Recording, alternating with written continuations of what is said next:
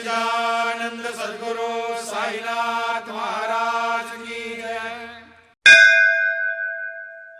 எனக்கு சத்குரு போதனை நினைவுக்கு வந்தது. அவர் மாயையை பற்றி விளக்குகிறார்.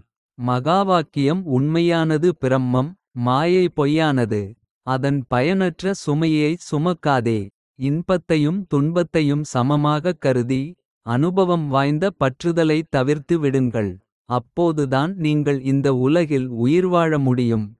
சாயியின் நாமத்தை உங்கள் மனதில் பக்தியுடன் வைத்திருங்கள். श्री सच्चिदानंद सद्गुरु साईनाथ महाराज की जय। சத்சங்கம் செய்ய முயற்சி செய்யுங்கள். உங்கள் இதயத்தில் அர்ப்பணிப்பை வைத்திருங்கள். நல்ல எண்ணங்கள், நல்ல நடத்தை, இது விஷயங்களை செயல்படுத்தும். முதாதையர்களாக இருப்பதில் திருப்தி. உங்கள் ஆசை நிறைவேற விரும்புகிறேன். தாசன் கூறுகிறார், உங்கள் சொந்த நலன்களை கவனித்துக் கொள்ளுங்கள். மகான்களின் காட்டிய வழிகளை விட்டுவிடாதீர்கள். श्री सच्चिदानंद सद्गुरु साईनाथ महाराज की जय। பல நாட்களுக்குப் பிறகு கொஞ்சம் தனிமை கிடைத்தது. என் மனதில் இருக்கிறதைச் சொல்ல வேண்டும். நான் தினமும் உடல் ரீதியான தண்டனையை அனுபவித்து வருகிறேன். இப்போது என்னை உங்கள் காலடியில் உட்கார வைக்கவும். வாழ்க்கையில் ஒரு கணம் கூட நம்பிக்கை வைக்காதீர்கள். எப்போதும் புனிதர்களின் வார்த்தைகளை நினைவில் கொள்ளுங்கள். சுய முன்னேற்றத்திற்கான பாதையை எனக்கு காட்டுங்கள்.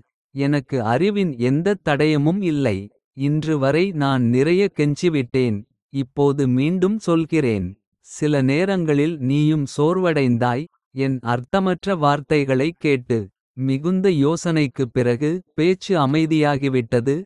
அருள் வழங்கப்பட்டவுடன் நான் அதில் மூழ்கிவிட்டேன். श्री सच्चिदानंद सद्गुरु साईनाथ महाराज की जय। சாயியின் மகத்துவத்தை யாரால் விவரிக்க முடியும்? யாருக்கும் முழு கதையும் தெரியாது. எங்கு பிறந்தார்? யாரை குருவாக தேர்ந்தெடுத்தார்? ஏன் ஷீர்டி ஸ்தலத்தில் தங்கினார்? உடலில் கப்னி, தலை துணியால் கட்டப்பட்டு உள்ளது. போதனை அமிர்தத்தின் பாணி ஆழமானது. கண்கள் மிகவும் வசீகரமானவை.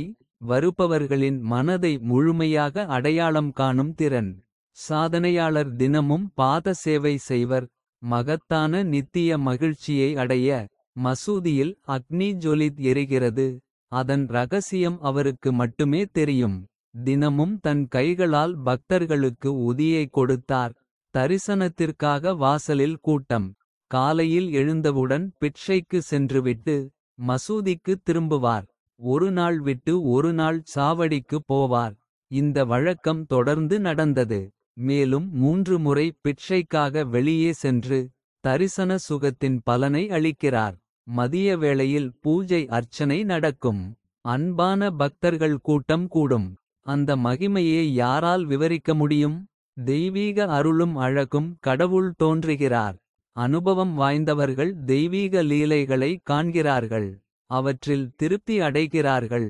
உன் பாதங்களில் அடைக்கலம் புகுந்துள்ளேன். நான் உன் தாசன். ஸ்ரீ குரு கருணையின் களஞ்சியம். श्री सच्चिदानंद सद्गुरु साईनाथ महाराज